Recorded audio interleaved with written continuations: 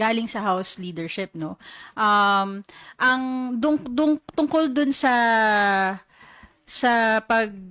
hindi pag-imbita doon sa Infracom, na-clarify din naman siya ni Chairman Terry Ridon na kaya hindi iimbitahan because for that specific purpose that they want to invite Congressman Saldico and including, I understand, Senator Grace po, 'di ba?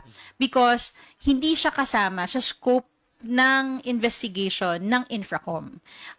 It was not relevant for the scope ng pag-uusapan ng Infracom. But it may be relevant in other venues, in other committees.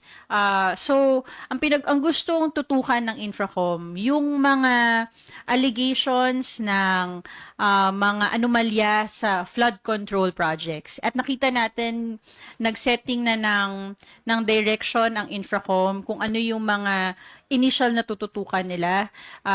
They wanted to prioritize the flood control projects that were tagged by the President himself as ghost projects. They started now with Bulacan. Yun yung una din naman na na-identify ni Presidente. So they are discussing that now.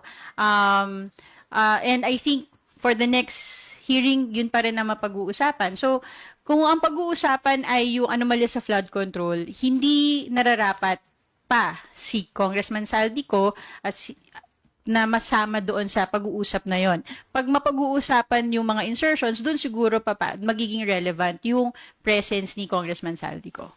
Yun ang explanation ni Chair